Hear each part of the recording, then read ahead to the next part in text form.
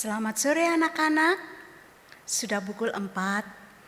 Sudah siap untuk beribadah pada sore hari ini? Sudah mandi? Sudah berpakaian rapi? Coba tengok kanan, tengok kiri. Apakah kakak atau adik sudah siap untuk bergabung? Kalau sudah, ayo kita bangkit berdiri. Kita akan masuk dalam doa. Kita mau mulaikan kebaktian pada sore hari ini. Kita nyanyikan pujian Besar Anugerah-Mu.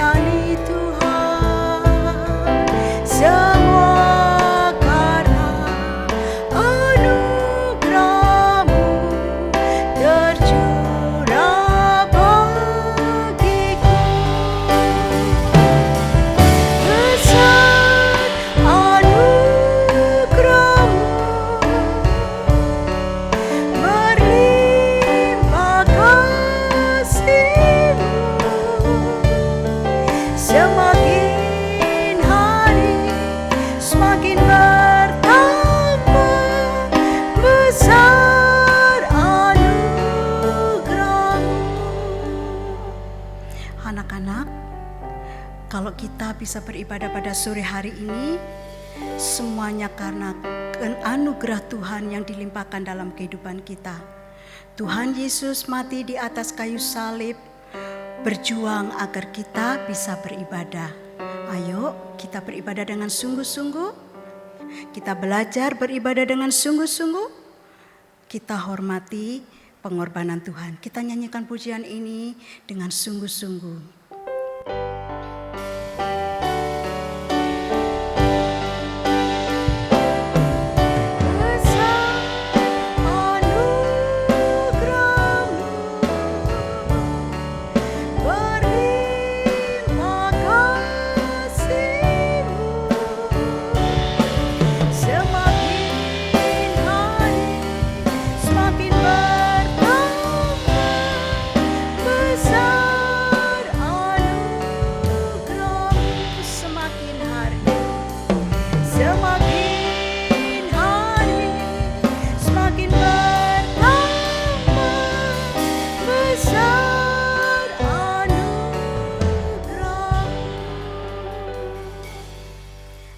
Kita masuk dalam doa, mata ditutup, tangan dilipat, ikuti Tante Retno berdoa. Tuhan Yesus, terima kasih untuk anugerah-Mu yang sudah Kau limpahkan dalam kehidupan kami, sehingga Tuhan pada sore hari ini kami boleh beribadah kepada Engkau. Ajar kami Tuhan yang masih kecil-kecil ini untuk sungguh-sungguh beribadah kepada Engkau. Roh Kudus, tolong kami, pimpin kebaktian ini dari awal hingga akhirnya. Kuasa iblis, roh main-main, roh tidak sungguh-sungguh, kami tengking di dalam nama Tuhan Yesus Kristus. Engkau pergi, darah Yesus berkuasa. Terima kasih Tuhan. Dalam nama Tuhan Yesus Kristus, kami mulaikan ibadah sore hari ini. Haleluya, amin. Anak-anak, pernah mendengar tentang pahlawan? Ya, pahlawan adalah seseorang yang berjuang dengan gagah berani, bahkan rela mengorbankan nyawa untuk mendapatkan sesuatu yang diinginkan.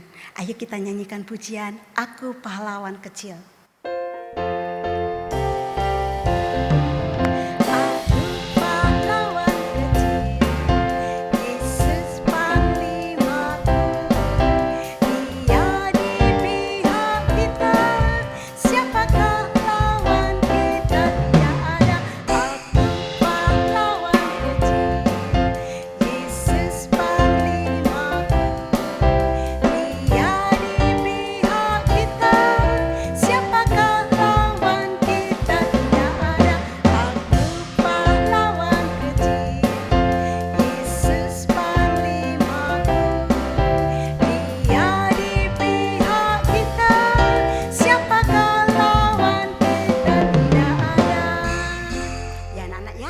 Tetap bangkit berdiri ya.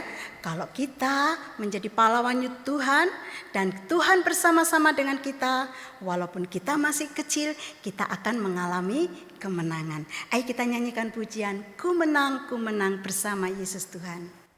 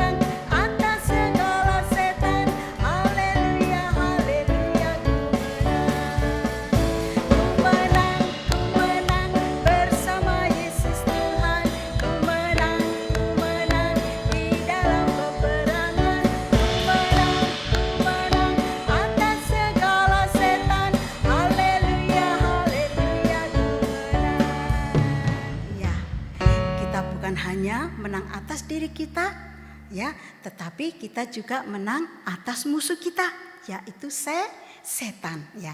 Dengan Tuhan berada di pihak kita, kita akan menang atas setan. Kita bisa menginjak setan. Ayo kita nyanyikan pujian, tepuk tangan, haleluya.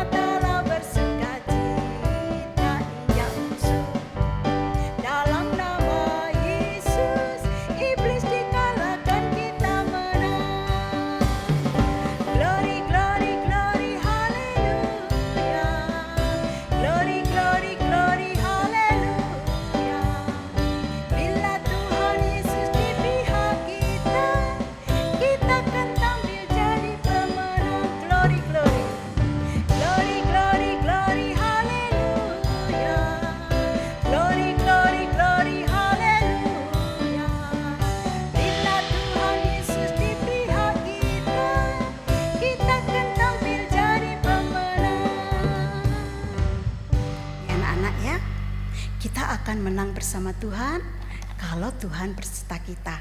Ya, kalau firman Tuhan selalu ada di dalam kehidupan kita. Sebentar lagi kita akan mendengarkan firman Tuhan. Kita siapkan hati dan telinga kita untuk Tuhan. Tapi sebelumnya Tante Retno akan bacakan beberapa pengumuman. Ya, pengumuman pertama, ibadah sekolah minggu onsite di gereja di Surabaya diadakan pada pukul 9.15 menit, di Medan sama dengan di Surabaya pukul 9.15 menit, di Malang pukul 10 dan di Jakarta pukul 4 sore. Setiap kali beribadah, anak-anak berpakaian yang rapi. Jangan lupa disiapkan Alkitab dan alat tulis untuk yang sudah bisa membaca dan menulis. Ringkasan firman Tuhan, link YouTube, tugas dan kegiatan sekolah minggu bisa dilihat di Google Classroom dengan kode kelas KZYIYNP. Tante ulangi, kode kelas KZYIYNP.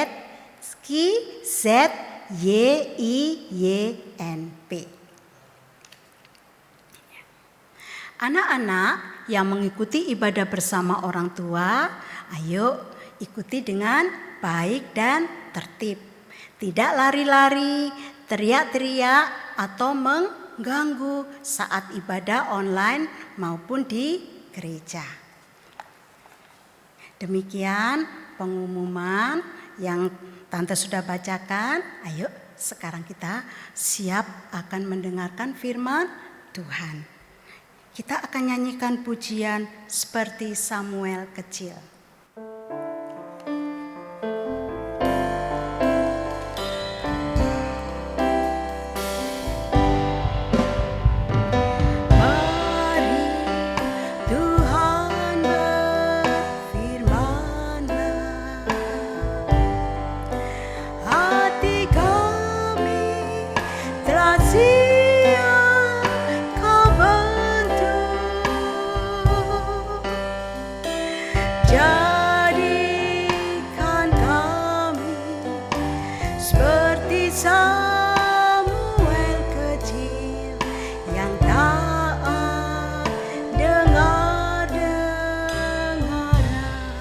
Nyanyikan lagi dengan lebih sungguh-sungguh.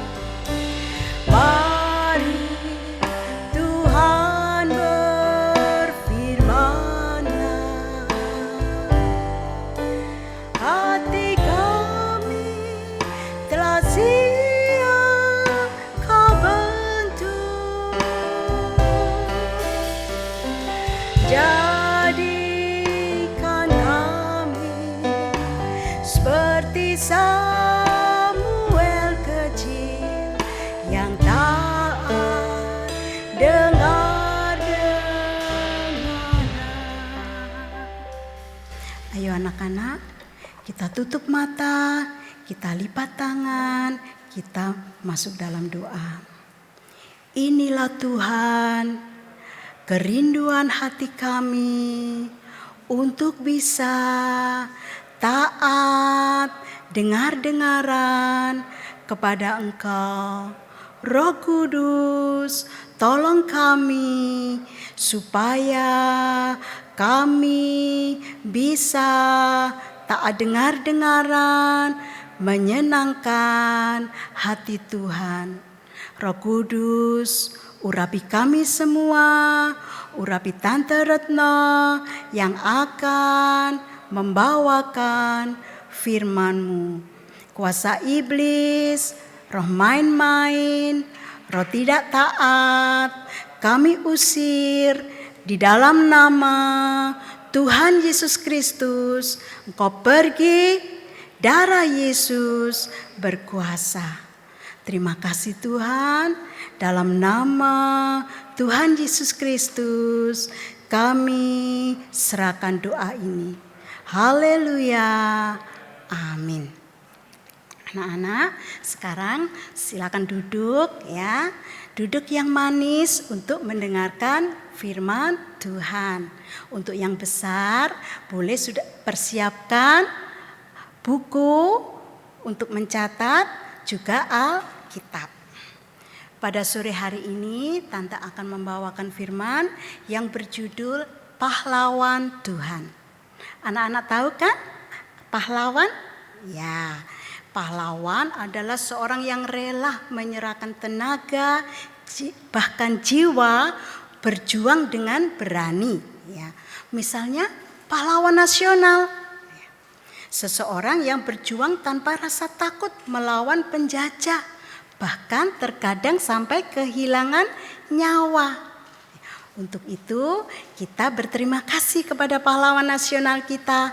Ya, pada saat ini kita boleh merasakan buah dari perjuangan para pahlawan. Bagaimana dengan pahlawan Tuhan?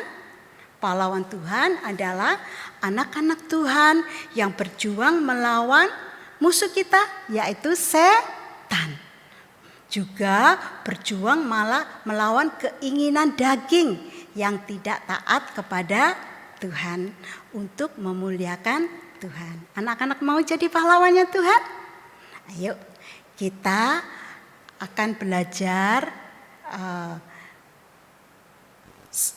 dalam kehidupan Tuhan Yesus yang sudah menang atas setan. Ya, Tuhan Yesus selalu melawan setan dengan senjata firman. Begitu juga kita yang menjadi pahlawannya Tuhan belajar untuk melawan setan, melawan daging dengan firman Tuhan. Kita akan belajar saat Tuhan Yesus dicobai di padang gurun. Saat itu Tuhan Yesus selesai berpuasa selama 40 hari. Pastilah Tuhan Yesus lapar. Ya, sehari saja kita tidak makan, kita pasti lapar. Apalagi 40 hari. Ya, Tuhan sangat lapar. Nah, saat itu setan datang untuk mencobai Tuhan. Ayo kita baca di Matius 4 ayat 2 sampai 4. Dan setelah berpuasa 40 hari dan 40 malam, akhirnya laparlah Yesus. Lalu datanglah si pencoba itu dan berkata kepadanya, "Jika engkau anak Allah, perintahkanlah supaya batu-batu ini menjadi roti." Tetapi Yesus menjawab, "Ada tertulis, manusia hidup bukan dari roti saja, tetapi dari setiap firman yang keluar dari mulut Allah." Nah, anak-anak, setan tahu, ya, setan tahu kelemahan kita, kondisi kita yang lemah. Maka setan datang untuk menawarkan, mencobai soal makanan kepada Tuhan Yesus. Karena setan tahu Tuhan Yesus dalam kondisi lapar. Kemudian setan menyuruh supaya Tuhan Yesus menjadikan batu-batu menjadi roti. Batu itu keras, sesuatu yang keras, pasti tidak enak untuk dimakan. Batu adalah gambaran hati yang keras, hati yang tidak taat. Tentunya tidak enak untuk menjadi persembahan kepada Tuhan. Tuhan tidak berkenan. Tetapi Tuhan mengatakan kalau firman bisa mengubah batu yang keras menjadi roti. Hati yang tidak taat menjadi hati yang taat. Sehingga hati yang berkenan kepada Tuhan menjadi persembahan yang berkenan kepada Tuhan. Setan kalah, ya. Tapi setan tidak menyerah. Setan mengajak Tuhan Yesus untuk ke hubungan bait Allah. Ayo kita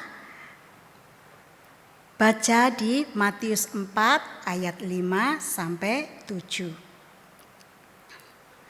Kemudian iblis membawanya ke kota suci dan menempatkan dia di bumbungan bait Allah.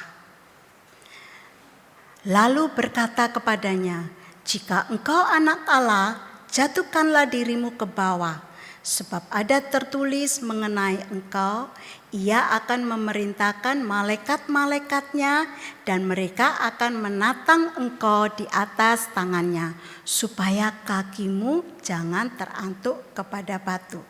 Apa jawaban Tuhan? Yesus berkata kepadanya, "Ada pula tertulis, janganlah engkau mencobai Tuhan Allahmu." Ya, setan berusaha untuk menjatuhkan Tuhan Yesus dengan membawa Tuhan Yesus ke atap bait Allah dan menyuruh Tuhan Yesus menjatuhkan dirinya dari bait Allah. Tapi Tuhan Yesus menolak, melawan perkataan setan dengan firman Allah. Ada tertulis itu menunjukkan firman Allah. Dan iblis kembali kalah. Yang ketiga, iblis masih tidak menyerah, ya. Iblis membawa Tuhan Yesus ke atas gunung yang tinggi. Di sana bisa dilihat kemegahan dunia, keindahan dunia, ya. Dan iblis mengatakan kepada Tuhan Yesus, ayo kita baca di Matius 4 ayat 8 sampai 10. Dan iblis membawanya pula ke atas gunung yang sangat tinggi dan memperlihatkan kepadanya semua kerajaan dunia dengan kemegahannya. Dan berkata kepadanya, "Semua itu akan kuberikan kepadamu jika engkau sujud menyembah aku." Apa jawaban Tuhan? Maka berkatalah Yesus kepadanya, "Enyalah iblis, sebab ada tertulis, engkau harus menyembah Tuhan Allahmu dan hanya kepada Dia sajalah engkau berbakti." Nah, anak-anak, iblis berusaha untuk menggagalkan rencana Allah. Anak-anak ingat, saat Adam dan Hawa jatuh ke dalam dosa, manusia dikuasai dosa. Ya, itu berarti manusia ada di dalam tangan setan. Tuhan tidak membiarkan manusia untuk berada di tangan setan. Makanya Allah mengutus Tuhan Yesus untuk datang ke dalam dunia untuk menyelamatkan dan menebus manusia. Dengan darahnya kita manusia ditebus oleh Tuhan. Tetapi iblis dengan kelicikannya, dia menawarkan semua keindahan dunia kepada Tuhan Yesus tanpa melalui penebusan. Tetapi ujung-ujungnya iblis meminta Tuhan Yesus untuk menyembah Dia. Ya. Tapi Tuhan dengan firman-Nya mengenal kelicikan iblis dan Tuhan menang atas iblis. Ya anak-anak, kita mencontoh kehidupan Tuhan Yesus, kita selalu membawa firman dalam kehidupan kita. Supaya kita yang kecil, yang lemah bisa menang bersama Tuhan. Kita minta Roh Kudus untuk memimpin dan membimbing kita. Bagaimana kita bisa selalu berada dalam firman Allah? Kita harus tekun dan taat dengar-dengaran. Tekun dalam 3 macam ibadah, masih ingat? Ibadah raya, persekutuan dengan Allah Roh Kudus, kemudian ibadah pendalaman Alkitab dan perjamuan suci, persekutuan dengan Tuhan Yesus dan korbannya, dan ibadah doa penyembahan, persekutuan dengan kasih Tuhan. Kalau kita selalu berada di dalam persekutuan dengan Tuhan Yesus Kristus, Allah Bapa, Allah Anak dan Roh Kudus, maka kita akan selalu terlindungi berkemenangan, ya. Dan yang kedua, kita harus taat dengar-dengaran. Apa itu taat dengar-dengaran? Ya, taat itu mendengar dengan sungguh-sungguh untuk mengerti. Kalau sudah mengerti, percaya. Dan kalau sudah percaya, dilakukan. Ayo, ulangi lagi. Apa taat dengar-dengaran itu? Mendengar. Setelah mendengar apa? Mengerti. Setelah mengerti, percaya dan dilakukan. Kalau kita mau tekun beribadah dan taat dengar-dengaran, kita tergembala dengan benar dan baik. Apa hasilnya? Ayo kita baca di Yesaya 41 ayat 10. Janganlah takut sebab aku menyertai engkau. Janganlah bimbang sebab aku ini Allahmu. Aku akan meneguhkan, bahkan akan menolong engkau. Aku akan memegang engkau dengan tangan kananku yang membawa kemenangan. Nah, anak-anak ya, kalau kita selalu berada di dalam persekutuan dengan Tuhan Yesus Kristus, kita akan selalu berkemenangan. Yang kedua, apa hasilnya kalau kita selalu melekat kepada Tuhan Yesus? Ayo kita baca di Yohanes 15 ayat 2b sampai 3. Setiap ranting yang berbuah dibersihkannya supaya ia lebih banyak berbuah. Kamu memang sudah bersih karena firman yang telah kukatakan kepadamu. Nah, kalau kita selalu melekat pada Tuhan seperti ranting melekat pada pokoknya, kita akan selalu disucikan.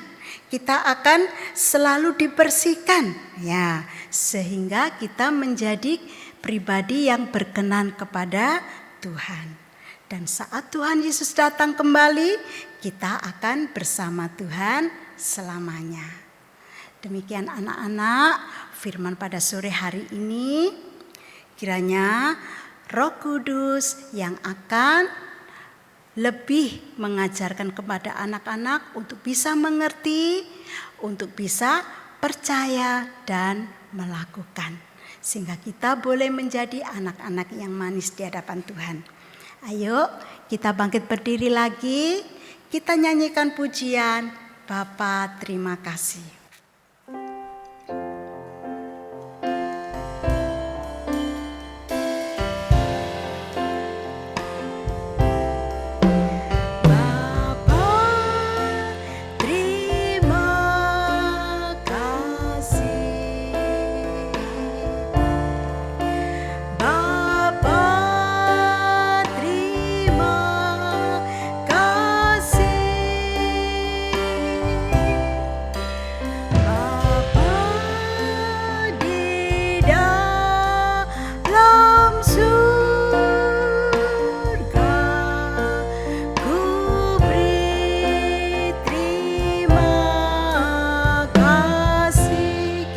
Dengan lebih sungguh-sungguh. Bapa, terima kasih. Bapa, terima kasih. Bapa di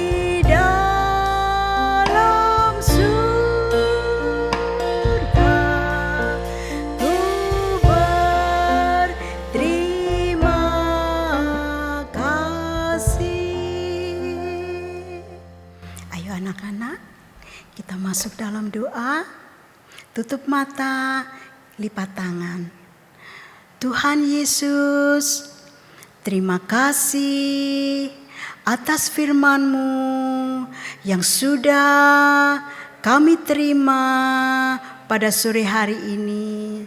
Tuhan, ajar kami, anak-anak-Mu yang kecil, yang lemah ini, untuk terus tertancap di dalam pokok anggur yang benar, yaitu firman-Mu, supaya Tuhan kami boleh terpelihara, kami boleh terlindungi dari kuasa iblis, dari keinginan kami yang tidak berkenan kepada Tuhan. Roh Kudus, tolong kami supaya kami boleh tumbuh menjadi anak-anak yang berkenan kepada Tuhan. Sebentar lagi kami mau pulang. Tuhan lindungi kami, Tuhan sertai kami hingga kami tiba di rumah dengan selamat. Terima kasih Tuhan Yesus. Dalam nama Tuhan Yesus Kristus kami sudah berdoa. Haleluya. Amin. Selamat sore anak-anak.